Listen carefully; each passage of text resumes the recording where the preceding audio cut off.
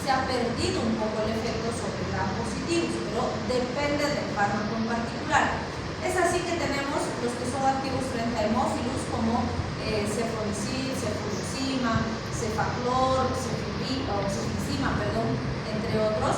Y algo muy importante, cefixima, no se olviden, algunos autores dicen es de tercera generación, y otros dicen no, es de segunda, porque en realidad cefixima se ha creado entre los de segunda generación, es una cefalosporina de segunda generación, pero su espectro de acción alcanza a tercera generación, entonces se usa como tercera generación. Por lo tanto decimos cefixima es un híbrido, ¿sí? Ha originado en segunda generación, pero su espectro cubre tercera, se usa como tercera. Bien, también dentro de los de segunda generación tenemos los activos frente a bacterioides, donde está cefoxitina y cefotetán, y que además nos interesan muchísimo porque son las únicas activas frente a anaerobios de este grupo, y es una particularidad muy importante. Y en realidad vamos a ver que de las de segunda generación hay varios elementos particulares que no debemos olvidar de los fármacos específicos, que aunque sean de segunda generación, pueden tener características contrarias, ¿sí? En tercera generación tenemos los de espectro ampliado, donde está cefotaxima, que se usa muchísimo en pandemia, la hemos abusado a la cefotaxima, y actualmente tenemos alto riesgo de perderla porque se está usando mucho en cuadros sencillos que no se debería usar, y deberíamos reservarla para cuadros más complejos. Pero aquí el paciente faringoamigdalitis, le están metiendo ceftriaxona.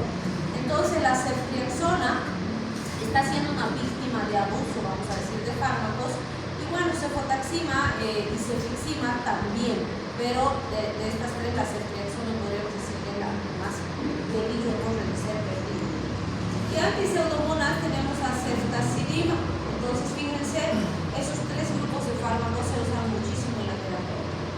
De cuarta generación, lo que se ha buscado con cuarta generación es mejorar el espectro frente a gram positivos y la resistencia frente a beta-lactamasas, que pues ya se veía o se ha logrado conseguir con los de tercera. Básicamente, muchos autores coinciden y dicen cuarta generación es como si hubiéramos conseguido hacer un híbrido entre las de primera y las de tercera, porque tiene mejor espectro gram positivos que las de primera y mejor resistencia frente a beta-lactamasas que las de tercera. Entonces sí es un grupo más potente, vamos a decir. Tenemos ahí las antipseudomonas como cefepima, cefosupram, cefpirome, y de estas la cefepima es la más conocida y es la que vamos a ver. También tenemos otros como cefepol, ceftinome, flomoxef, que incluso se usan en veterinaria con otras aplicaciones, pero en humanos no se tiene mucha experiencia, ¿no? Cefepima es la que más se usa. En el caso de las cefalosporinas de quinta generación, vamos a hablar de ceftobiprol y ceftarolina. No tenemos muchísimos datos todavía porque todavía están en fase de prueba, pero prometen ser altamente eficaces frente a cepas que todo lo que tenemos antes, hasta cuarta generación, ya no sirve, ¿no? Entonces es un salvavidas, va a ser el rescate frente a cepas altamente resistentes. Y sexta generación, donde vamos a hablar del cefidrocol, que es uno de los primeros que se ha ido probando, promete también ser eficaz contra cepas muy resistentes que ya tenemos varios de estos farmacológicos que nos sirven, incluso en algunas que quinta generación no podría actuar, ¿sí? Bien, también tenemos en esta familia a los carbapenemas, donde está imipenem, meropenem, que además suelen usarse asociados a cilastatina, y vamos a ver cuál sería el beneficio. Cilastatina no es antimicrobiana, pero se usa con el imipenem para mantener la eficacia del imipenem, manteniendo concentraciones por más tiempo. Vamos a ver cuál es su mecanismo. Y dentro de los monobactams, que son antiguos, tenemos a las astronam. Y van a ver que, por ejemplo, cuando hay reacciones alérgicas y demás, por lo menos hasta el día de hoy no se ha visto reacción cruzada con astronam. Entonces, aunque sea un fármaco antiguo, en pacientes que tienen alergias es una excelente alternativa. Bien, si hablamos de las dosificaciones y las presentaciones de este grupo farmacológico, fíjense, las clásicas, es decir, las penicilinas G, que vienen solamente por vía parenteral, vienen en unidades internacionales, millones de unidades internacionales. Y no es necesario ver la equivalencia, o sea, si decimos, ¿no?, 1 millón de unidades internacionales es el equivalente a 0.6 gramos de las unidades, ¿sí? Pero no es necesario hacer la conversión, o sea, no voy a convertir a gramos para darle al paciente, porque la presentación viene en unidades internacionales. Entonces lo que tengo que saber es la dosificación y así voy a prescribir, ¿sí? Estas que vienen en peso, que son las semisintéticas, son las más conocidas, ¿no?, como la moxi, la cloxacilina y demás, que vienen en miligramos, en gramos, que es lo que habitualmente manejamos. También tenemos que algunas vienen asociadas a sales. Por ejemplo, van a ver la penicilina sódica, la penicilina potásica, ¿sí? Que en general la sal sódica y la sal potásica lo que hacen es acelerar la acción del fármaco. Estas suelen ser penicilinas de acción rápida, ¿sí? También tenemos la benzatínica y la procáinica. La benzatínica, o bueno, primero la procáinica, que ha sido una de las primeras en generarse. Fíjense, la procaína se ha introducido asociada a la penicilina, también se las penicilinas, ¿no? Penicilina procáinica, penicilina benzatínica. Se introdujo la procaína para disminuir el dolor asociado a la administración en el paciente, porque si alguna vez han puesto penicilina, es un líquido blanco, denso, espeso, y que sí genera dolor al introducir. Y eso que hoy en día se administra con procaína, ¿sí? Cuando no se administraba con procaína, el dolor para el paciente era terrible e insoportable. Entonces, después de que se introdujo la procaína, se logró disminuir potencialmente las molestias. Todavía persisten, pero son menores. Pero además se dieron cuenta que al introducir la procaína existía un tiempo de depósito, ¿vale? Es decir, era una penicilina de acción intermedia, ya no actuaba tan rápido, más o menos a las 4 o 6 horas recién empezaba a actuar y se mantenía su acción alrededor de 8 o 12 horas aproximadamente. Entonces se consiguió que la penicilina sea de depósito con la procaína, ¿sí? Y la benzatina se introdujo después y esta permitió que tengamos penicilina de acción prolongada. ¿Por qué? Porque cuando asociamos con benzatina, esa penicilina va a quedar almacenada en un compartimiento y más o menos entre el tercer y quinto día después de la administración, recién va a empezar a liberarse y a producir su acción, ¿sí? ¿Y por qué nos interesa eso? Porque han debido escuchar hablar, por ejemplo, del triapen o del terbosil, ¿sí? ¿Cuál es la diferencia? Terbosil y triapen es lo mismo. Tiene los 3 tipos de penicilina. Tiene penicilina sódica, procaínica y benzatínica, las 3 juntas, ¿sí? Pero justamente la asociación con estas otras determina que tengamos mayor efecto. Entonces, fíjense, la de acción rápida va a actuar más o menos entre 30 a 60 minutos y va a actuar hasta 4 a 6 horas. Entonces, va a mantener impregnado al paciente ese tiempo. Cuando esta está finalizando su acción, la procaínica va a ir empezando su acción, se va a empezar a liberar y me va a mantener el efecto más o menos hasta 12 horas más, ¿sí? Con eso estaría cubriendo más o menos el primer día, si quieren, de tratamiento, ¿sí? Pero la benzatínica, hemos dicho que 3 a 5 días después recién se va a empezar a liberar. Vale decir, de aquí pues la cuestionante de ¿por qué le ponen un solo inyectable al paciente? No es correcto. Porque ¿acaso en un día voy a erradicar la bacteria? No. Y las 2 primeras me están cubriendo el primer día, pero la benzatínica va a actuar días después. Entonces voy a tener una ventana en la que no estoy matando la bacteria y la bacteria está conociendo con la que se va a hacer resistente, ¿sí? Y justamente ese un pinchazo que se ha hecho por mucho tiempo nos ha perjudicado bastante con resistencia en este grupo. ¿Por qué? Porque le ponían un pinchazo al paciente y bueno, mejoraba rápido y después, si su sistema inmune era competente, lograba erradicar la bacteria, terminar el trabajo, pero si quedaban cepitas por ahí, esas han ido maquinando resistencia. Y ustedes van a ver que hoy en día el mismo paciente te dice, le dices, ya bueno, don Juanito, vamos a tener que pincharle porque está complicado su cuadro, le vamos a pinchar triapen. Y les dice, no, ya no me dé triapen porque ya no me hace nada. Porque sí, les ponen un pinchazo como hace 10 años y no les hace efecto. ¿Por qué? Porque ahora tenemos resistencia, ¿sí? Entonces, lo correcto cuando uso esta asociación, 3 días de pinchazo. ¿Por qué? Porque la primera dosis me cubre el primer día, la segunda dosis me cubre el segundo día, la tercera dosis me cubre el tercer día y al cuarto día la benzatínica de la primera ya se está empezando a liberar, ¿sí? Y al siguiente día de la otra y al siguiente día de la otra y me va a completar mi esquema de los 10 días que necesito. ¿Se dan cuenta? Pero si solo le he pinchado un día estoy bien protegido y luego no, y voy a tener ventana donde se puede producir resistencia, y al cuarto, quinto día recién va a empezar a actuar la benzatínica y tal vez ya es tarde, pues ya no hay resultados y la bacteria ya conoce el fármaco y ya no sirve.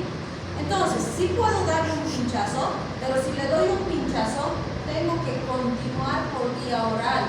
Desde el día siguiente, por lo menos 3 a 5 días más, para que ya después la benzatínica complete el tratamiento, ¿sí? Si quiero evitar la resistencia y hacer un manejo, es de esa forma, ¿sí? Idealmente, 3 pinchazos, mejor. Si voy a pinchar 3 días, ¿sí? Bien. ¿Por qué nos interesa tanto la resistencia? Porque fíjense, realmente las bacterias nos están ganando con la resistencia, como decíamos en el capítulo anterior, y el problema es que el requisito fundamental para que aparezca resistencia, ¿cuál creen que es?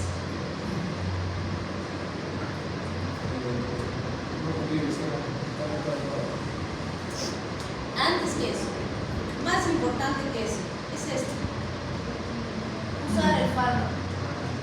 O sea, no es posible evitar la resistencia si uso el antimicrobiano. Usar el antimicrobiano va a traer resistencia. ¿Cuál es el problema? Y que va en relación a lo que decías tú. Si uso correctamente, si uso bien, la resistencia va a aparecer lentito, en años, ¿sí? Pero va a aparecer, va a tardar. Y al tardar me da tiempo para ir modificando mis esquemas, para ir produciendo nuevos fármacos, para mantener la eficacia terapéutica, ¿sí? Pero usado de forma inapropiada, como dices, interrumpir antes, que existan ventanas, que el paciente se olvida, que el paciente se automedica, que le da lo que le da la gana cuando quiere y toma como quiere, etc., está haciendo que la resistencia aparezca súper rápido. Y no nos está dando tiempo de generar mejores alternativas, no nos está dando tiempo de ver alternativas de esquemas terapéuticos y nos está ganando, ¿sí? ¿Y cuál es el problema con resistencia? Fíjense, y eso que mi cuadrito ya está desactualizado, estos son los mecanismos de resistencia que se han descrito en primera instancia. Y aquí falta beta-lactamasa, pues fíjense, son 8 ahí, ¿sí? Entonces, fíjense acá, las bacterias han generado alteración de la entrada del antimicrobiano. Vale decir, se ha dado cuenta que el antimicrobiano viene y entra por ahí, entonces, ¿qué ha hecho la bacteria? ¡Pum! Ha sellado ese sitio de entrada y ha habilitado otro por otro lado. Entonces, el fármaco viene, quiere entrar y no tiene por dónde entrar, pues no le hace nada. ¿Sí? La alteración de la diana ribosomal. Se ha dado cuenta la bacteria que en esa subproteína ribosómica se une el fármaco. Entonces, ¿qué ha hecho con su diana ribosomal? La ha cambiado de forma, la ha cambiado de lugar, la ha cambiado de posición. Ahora viene el fármaco y no puede hacer nada. Y fíjense qué fármacos han demostrado esa resistencia: aminoglucosis, fosfomicina, beta-lactámicos, metronidazol, tetraciclinas, macrólidos, clindamicin. Son fármacos que usamos todo el tiempo, ¿sí? Este otro, fíjense, alteración del precursor de la pared. Este es espectacular. Es como les decía, por ejemplo, digamos que yo hago mis paredcitas con ladrillo gambote, así con este ladrillito, ¿sí? Entonces, ¿qué he hecho con la vancomicina? ¡Pum! He arruinado sus precursores. La bacteria ya no puede hacer este ladrillo. Entonces, ¿qué ha hecho? Ha agarrado y ha empezado a hacer pared con adobe. Dice, ya, pues igual voy a seguir haciendo pared. Ha cambiado su precursor y se ríe de nuestro fármaco, ¿sí? Y fíjense, vancomicina es un fármaco de alta potencia intrahospitalario y hay resistencia, ¿sí? Y una resistencia espectacular además, ¿sí? Fíjense expulsión del antimicrobiano por bombas. Ha generado bombas de expulsión de fármaco, vale decir, tiene ahí bombitas que monitorizan. ¡Ping! Entra el fármaco y como catapulta lo botan fuera de la bacteria. Entonces nunca hay concentración suficiente de fármaco para matar a la bacteria. ¿Sí? Contra tetraciclinas, contra el cloranfenicol, antihistamínicos del sistema. ¿Sí? Aquí, la hiperproducción enzimática, por ejemplo, el trimestoprim, sulfamethoxazol, van a ver que actúan en la síntesis de folatos, de ácido fólico. Entonces, se ha dado cuenta la bacteria de eso porque inhibe a dos enzimas sucesivas. Y ha dicho, bueno, tengo por decirle 50 enzimas y el fármaco me ha bloqueado mis enzimas. Entonces ha dicho, ok, voy a producir 100. Aquí está, 50, te extrae este fármaco, yo aquí tengo mis 50 y sigo produciendo folato. Y listo, el fármaco no le afecta en nada. ¿Sí? La alteración de la diana enzimática es parecido a este. Se ha dado cuenta a qué enzima específica afecta el fármaco y ha cambiado. Entonces le ha cambiado de lugar, le ha cambiado de forma, de carga eléctrica. Tiene el fármaco y no le hace nada. Pues fíjense, beta-lactámico, rifampicina, quinolonas, cotrimoxazol, que usamos bastante también.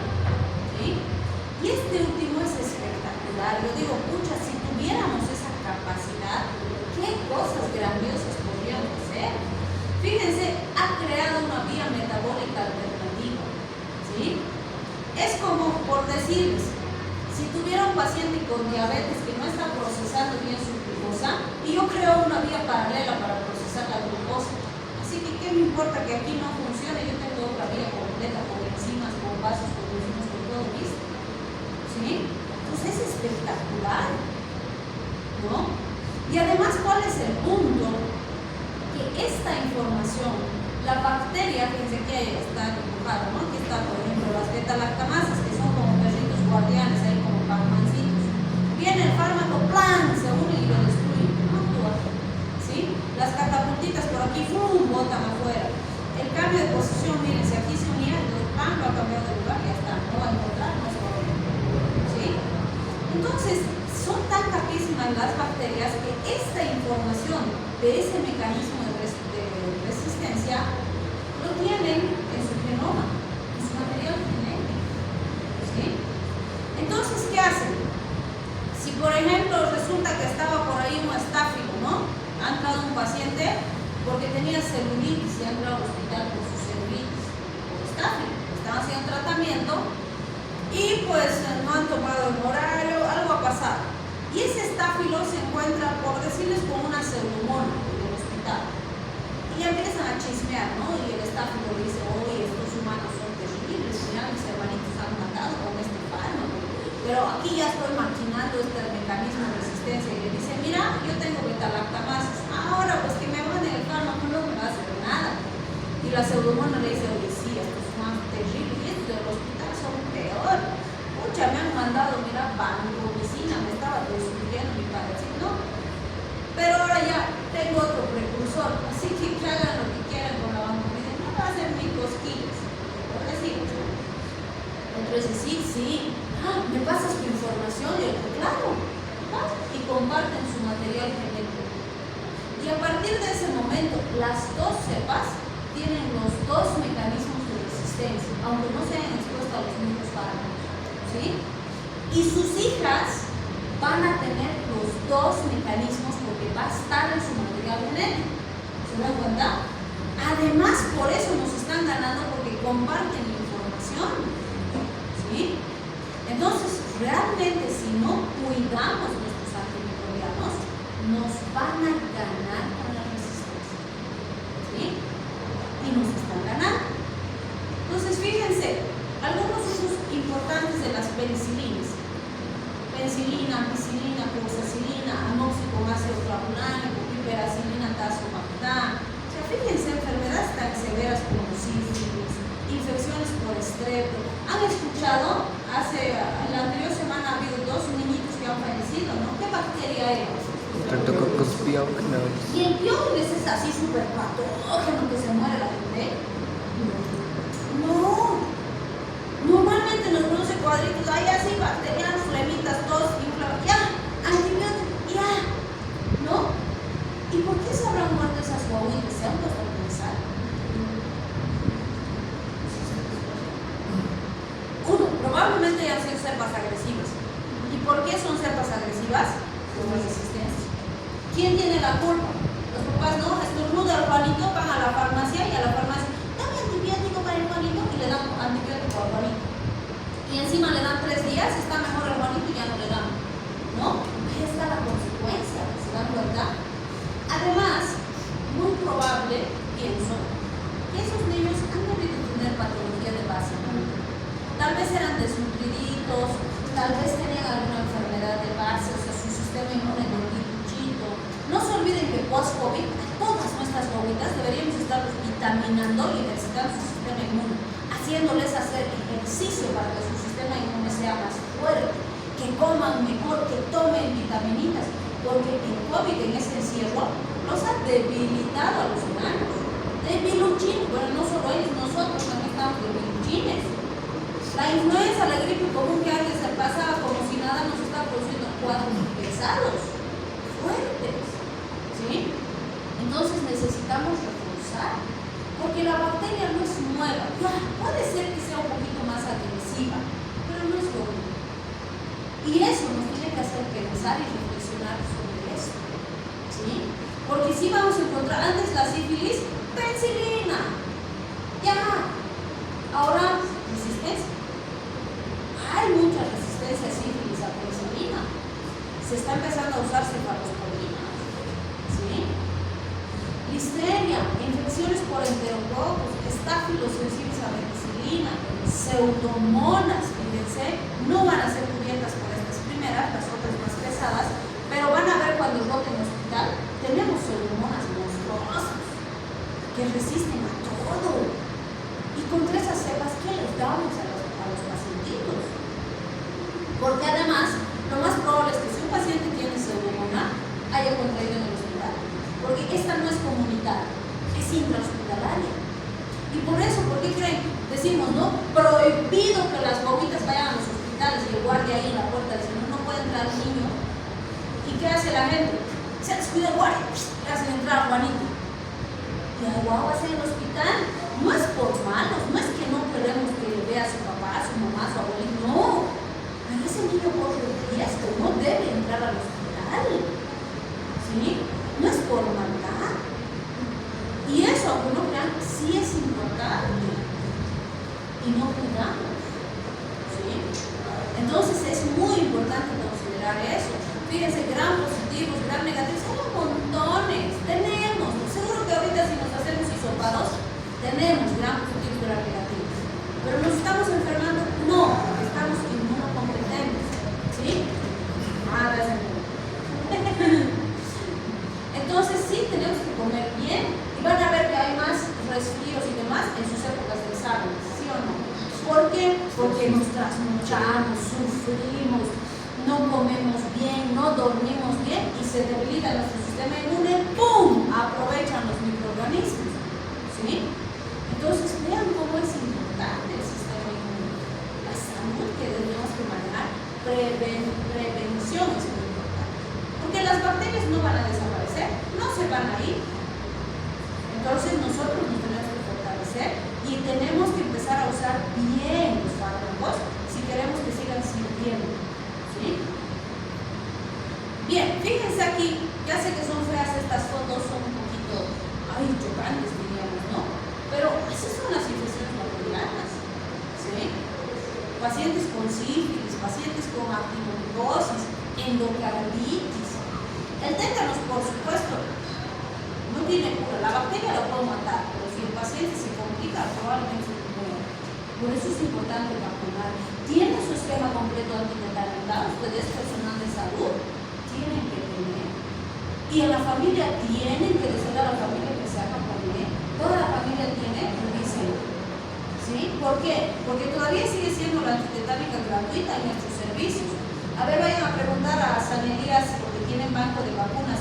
La dosis de antitetánica cuesta más de 900. Y el centro de salud es gratis. Y es la misma vacuna, no es que sea otra vacuna. ¿Sí? Entonces, fíjense, hasta por economía hay que cubrirse. Porque pueden haber brotes y demás. Vean que las bacterias están más peligrosas, están más agresivas. Y todos los cambios que estamos generando van a hacer que se pongan más agresivos. Entonces, mientras mejor protegido esté, mejor. ¿Sí? Por ejemplo, antes no les decíamos que se vacunen contra meningitis, meningocócica, porque no teníamos meningo. No